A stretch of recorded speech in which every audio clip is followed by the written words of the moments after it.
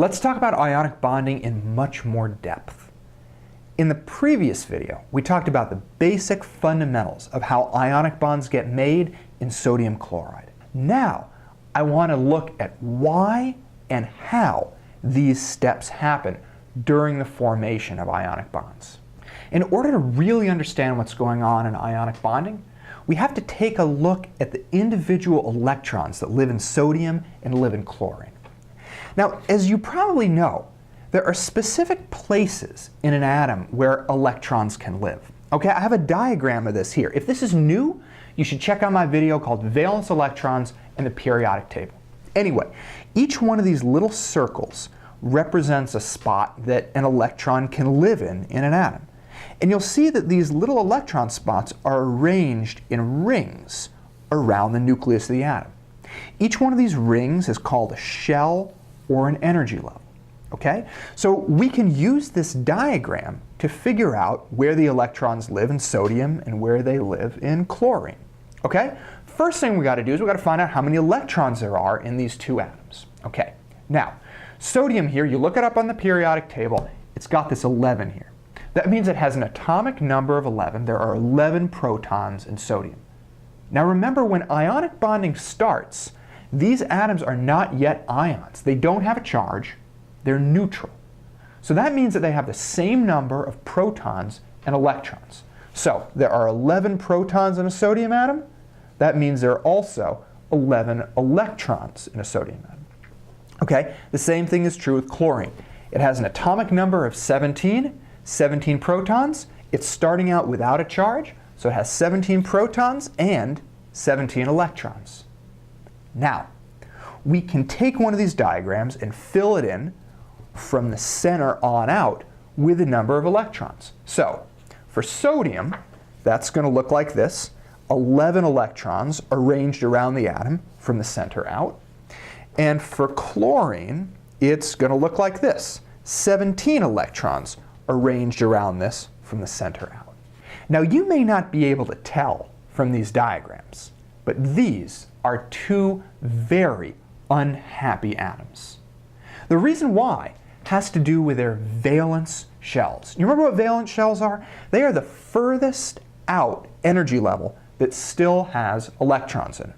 Okay, so for example, this is the valence shell of sodium. It's got one electron here. And this is the valence shell, the furthest out shell for chlorine. Okay? The reason why these two atoms are so pissed off is because every atom wants to have a full valence shell. It's like every atom's goal in life. Sodium is really unhappy because it only has one electron in its valence shell, and it has these 7 empty spots. Okay? Chlorine, on the other hand, is also upset because it's got a mostly full valence shell, but it's got one empty spot. It's so close. It's so close, but it's still super unhappy because the valence shell isn't full. So sodium and chlorine are both unhappy. They both want to fix their situation. And in trying to fix it, that is how they're going to end up with an ionic bond. Okay, so how are sodium and chlorine going to get happier? How are they going to fix their situation? How are they going to try to fill their valence shells? Well, take a look at this. They can help each other out, okay? Chlorine has one spot left before it's able to fill its valence shell. And so what happens is sodium can give chlorine one of its electrons, okay? So this electron moves from sodium to chlorine to fill this spot. Here's what we end up with. Okay, let me just show you what's going on here. Okay, so we got sodium, we got chlorine, and this electron up here moves between them. Okay, so it leaves sodium and it goes into chlorine. Okay, and now chlorine has filled this empty spot with one of sodium's electrons. Okay, so now chlorine is super happy. It has a full valence shell. It's achieved its goal in life. But take a look at sodium over here. Though you may not know it, sodium has also achieved its goal in life. Because when it gave this one electron, when it gave the electron to chlorine, it totally emptied out this valence shell. Now you might think, okay, that made it even worse because now it has 8 empty spots it has to fill. But here's the thing. If you can get rid of all of the electrons in your valence shell, it's like that valence shell just disappears. Sodium doesn't even have to worry about it anymore. Okay, so it gave away this last electron in its valence shell, and now it's like the valence shell just disappears. And this is now sodium's new valence shell, and check it out. It's totally full. So by giving away that one electron, it could get rid of its whole outer shell, and this is its new valence shell. It's full, and sodium's happy. So this is what we end up with. Let me just show you what the intermediate steps look like here. And this is what it looks like when sodium gave it away, and we can sort of think about it still having this outer shell. And here is chlorine with the new electron from sodium. So we've got step 1, step 2, step 3. Okay, so now chlorine has a full valence shell. Now sodium got rid of its old valence shell, and its new valence shell is totally full. They're happy. But let's talk about what's going on with the electrons here, okay? Because there are electrons moving. Now, over here with chlorine, it used to have 17 electrons, and then it got a new electron from sodium. So it doesn't have 17 electrons anymore. Now it has an extra one, so it has 18 electrons.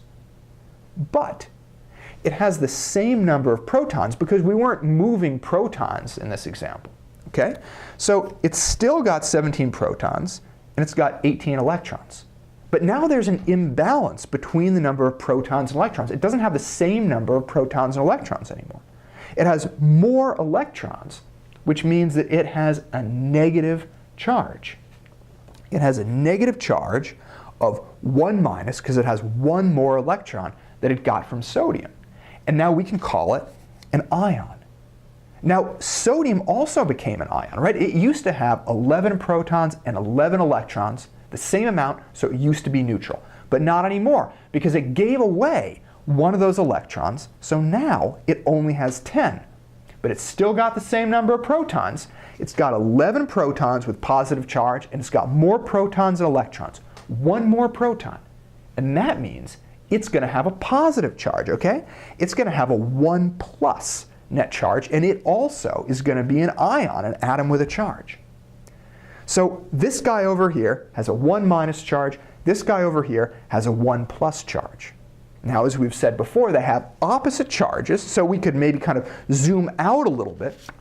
Take a look at what these atoms are going to look like. Here we've got a chloride with a negative charge. We've got sodium with a positive charge, and they're going to stick together, just like we've shown here. And that is because opposite charges attract. We have the positively charged sodium attaching with a negatively charged chlorine, and that's going to give us sodium chloride. Sodium chloride. Now, the formation of ionic bonds is one of the trickiest concepts in all of chemistry. So many people are confused by it. So I just want to go through this one more time, really quick, step by step. Okay, so we start out with sodium and chlorine. They are both neutral. They have the same number of protons and electrons. But they're both unhappy because their valence shells are not full. Chlorine has an empty spot, and sodium has only 1 electron in its valence shell. So the electron here moves from sodium to chlorine. Okay, so now chlorine has 1 more. It has a full valence shell, and it's happy. Sodium empties out its valence shell, so it's almost like that old valence shell just disappears. We end up with this, and the new valence shell is totally full. So now sodium and chlorine are both able to get full valence shells. But electrons had to move in this process. So now sodium has 1 fewer electron than proton, so it gets a 1 plus charge. Chlorine got 1 more electron, so it has 1 more electron than proton, so it has a 1 minus charge. So these guys, they trade electrons, or an electron moves from sodium to chlorine, in order for them to get full valence shells. And it's in the process of that happening that they end up getting charges. As I said, this is one of the most complex topics in chemistry. People have so much trouble with it. So I urge you to maybe check out this video again, watch it from the beginning, make sure you really understand it before you move on. And once you're good with this stuff, go on to the next video.